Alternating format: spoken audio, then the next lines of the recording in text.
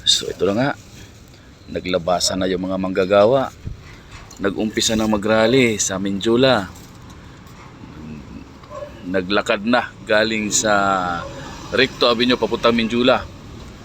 Itong grupong ito pinamunuan ni Professor Shelo Magno at saka ni Ili, yung isang TikToker.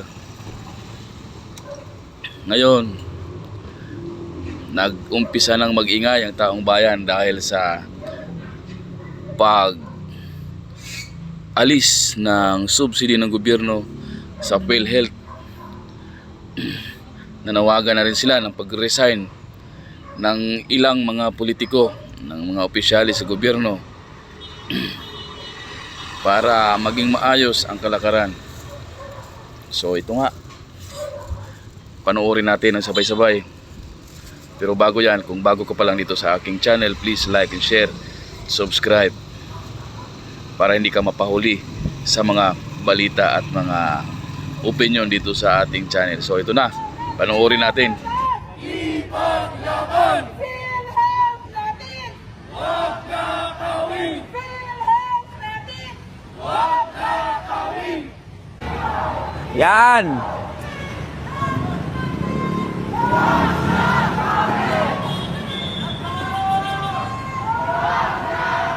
Yan mga boss!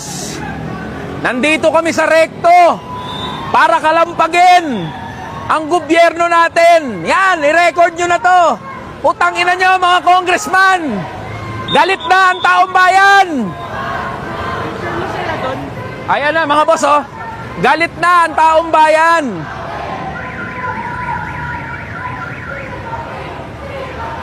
Nandito kami sa Recto mga boss. I-share nyo to, i-share nyo. I-record nyo na, i-share nyo na to. Ayan na mga boss oh.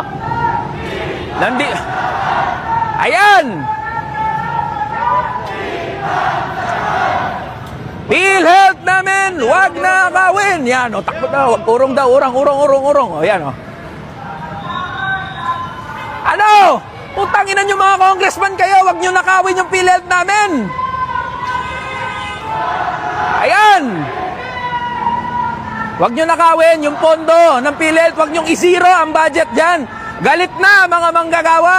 Galit na ang taong bayan. Mas magsiresign na rin kayo. Magsiresign kayo. Ikaw, Ledesma, CEO ng PhilHealth, putang ina mo, magresign ka na. Herbosa, isa ka pa, Secretary of Health, tang ina mo, magresign ka na. Kayo mga congressman, hayop kayo. Ayan na, galit na yung taong bayan ha. Oh. Magandang araw po sa inyong lahat. Yan. At masayang-masaya tayo dahil napakaraming pumunta dito sa rally natin. Yan. Para ipanawagan na ibalik ang pondo ng PhilHealth at labanan itong patuloy na panggagago ng gobyerno. Yan. Laban. Laban lang. Yan, laban sabi nga lang. ni Prof. Shelo Magno, this is the most corrupt budget in the history of Philippines. Kitang-kita po yan no, sa pangungurakot ng mga politiko natin. Unang-una na si Speaker Romualdez at yung mga nasa House of Representatives na walang ginawa kundi magpamudmod ng ayuda. Samantalang tayong mga mamamayan patuloy na nagbabayad ng tax natin. Tama. Tapos, habang tayo patuloy na nagbabayad ng tax, yung binabayad natin, kinukurakot nila. Tama. So, nakakawala po talaga to ng dignidad. Tama. Kaya after 20 years, nandito na naman ako sa Minjula. Magkakasama na kami ni Prof. Shelo Magno. PhilHealth namin, wag nakawin. Yun, ako ay nagagalit. Ako ay napapamura. Pero iiwanan ko na kay Ila yung pagmumura. Bakit po? Dahil patuloy tayong ginagago at patuloy tayong niloloko ng gobyerno ito. Tayong mga manggagawa, tayong mga mamamayan ay patuloy na nagbabayad ng tax natin.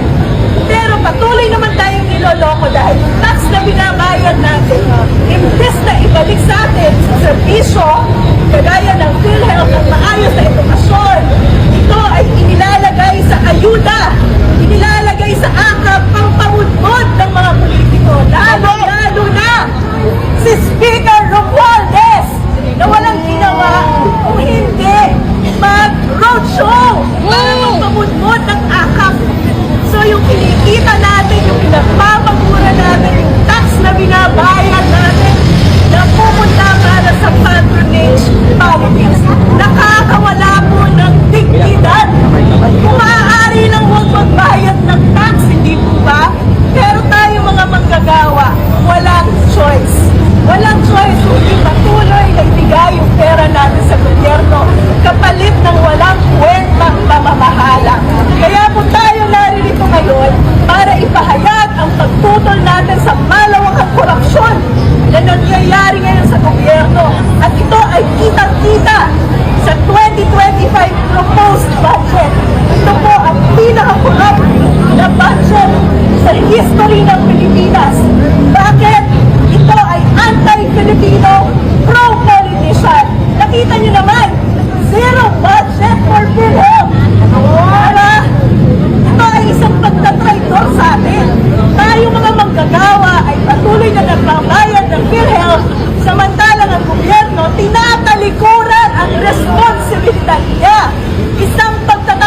sa bayan.